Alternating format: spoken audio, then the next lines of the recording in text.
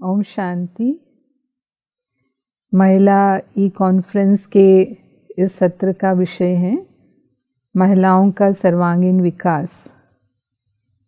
आज हम देखते हैं साइंस एंड टेक्नोलॉजी की एज है, भौतिक विकास अपने चरम पर है और भौतिक विकास में हम अपने जीवन में सभी भौतिक सुख सुविधाओं का संचय करना चाहते हैं। महिलाएं भी इस भौतिक विकास के साथ ही चल रही हैं, चाहते हैं हमारा अच्छा घर हो, घर में सब साधन हो, ज़मीन जायदाद हो, बैंक बैलेंस हो।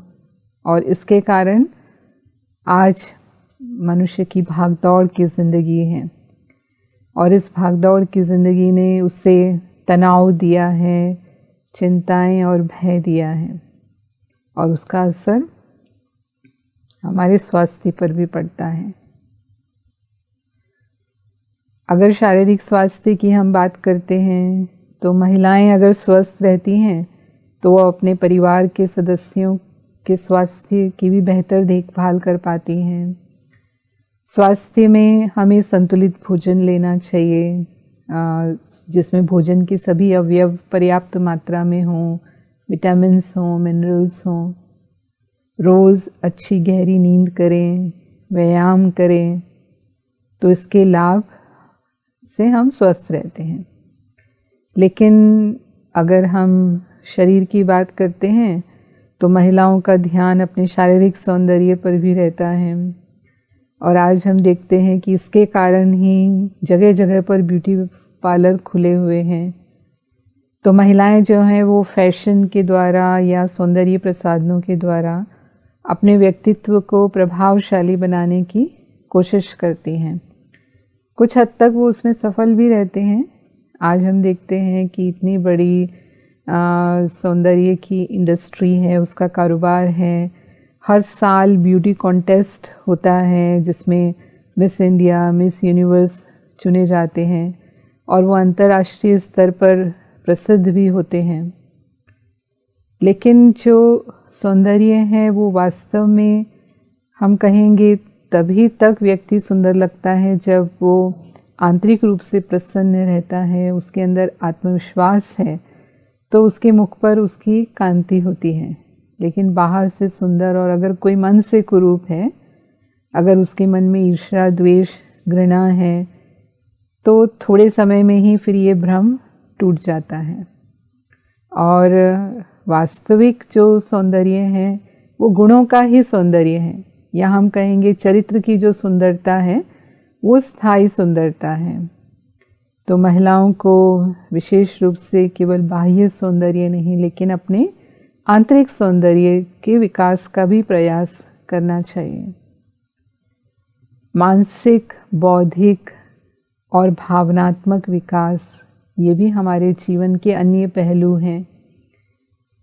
तो मानसिक रूप से सशक्त होना अनिवार्य है। जो भी जीवन में परिस्थितियाँ आती हैं, अनेक चुनौतियाँ, समस्याएं हमारे जीवन में आती रहती हैं, तो उनका हम बेहतर तरीके से सामना कर सकें, उसमें हम सकारात्मक रहें, आशावादी रहें, तो हम कहेंगे कि हम मानसिक रूप से सशक्त हैं।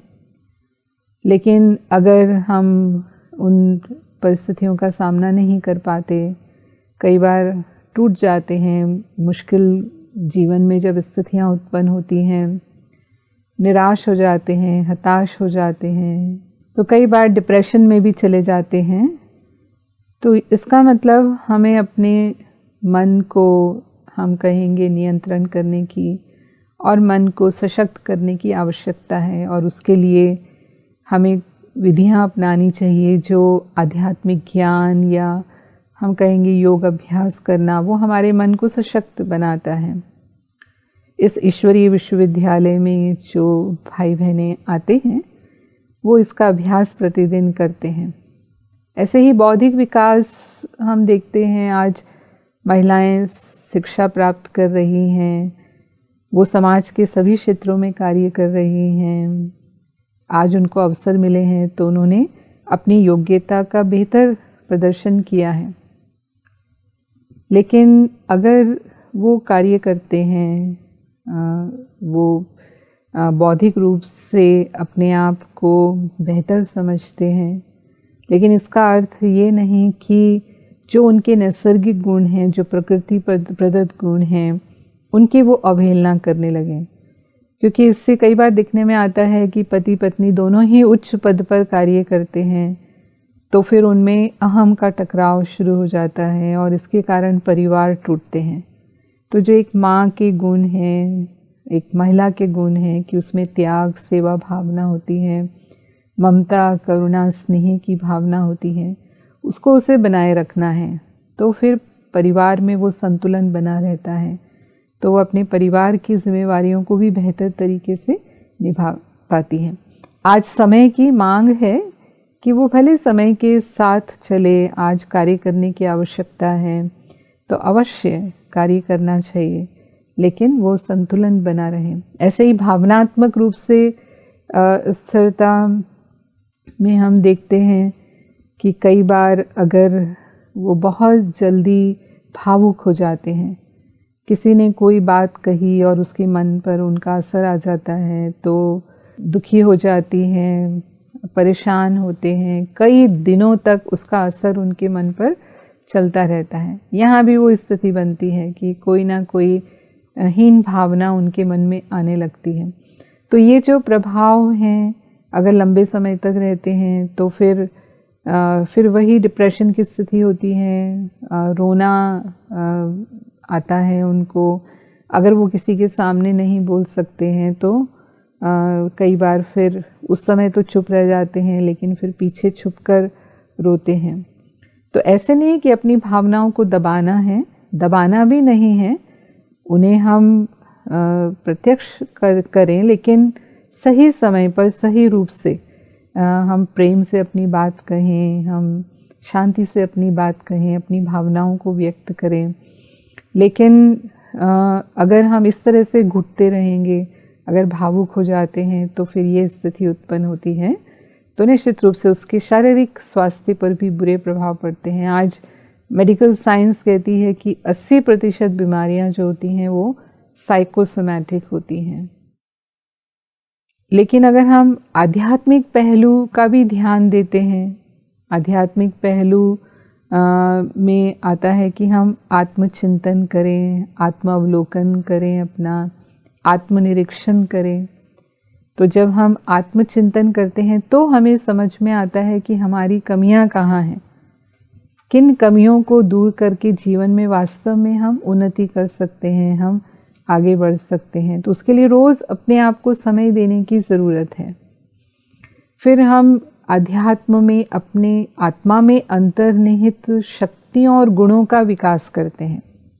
आध्यात्मिकता हमारे अंदर त्याग, सेवा भावना, संतोष, परोपकार, सादगी, सरलता, उत्साह, हिम्मत जैसे गुणों का विकास करती है। तो ये सब गुण आंतरिक सौंदर्य बढ़ाने वाले गुण हैं। और आध्यात्म में हमारा संबंध परमात्मा के साथ भी होता है। तो जब हम परमात्मा को याद करते हैं तो उसकी शक्तियाँ मन को मिलती हैं और उन शक्तियों के द्वारा हमारा मनोबल बढ़ता है। हमें ऐसा लगता है कि परमात्मा का हाथ हमारे सिर पर है, उनकी छत्र छाया है।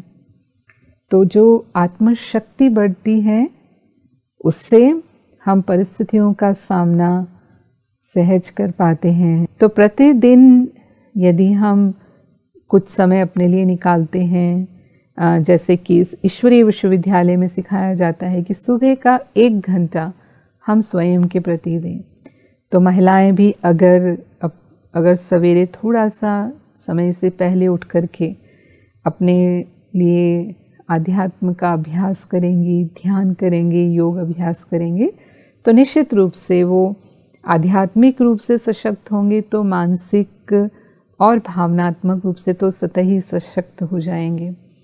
तो जीवन के इन सभी पहलुओं पर जब हम ध्यान देते हैं तो फिर हमें लगता है कि सही मायने में हम जीवन में आगे बढ़ रहे हैं, हम संतुष्ट भी रहते हैं, सुखी रहते हैं, और जो हमारा परिवार है उसे भी हम संतुष्ट और सुखी रख पाते हैं। ओम शांति।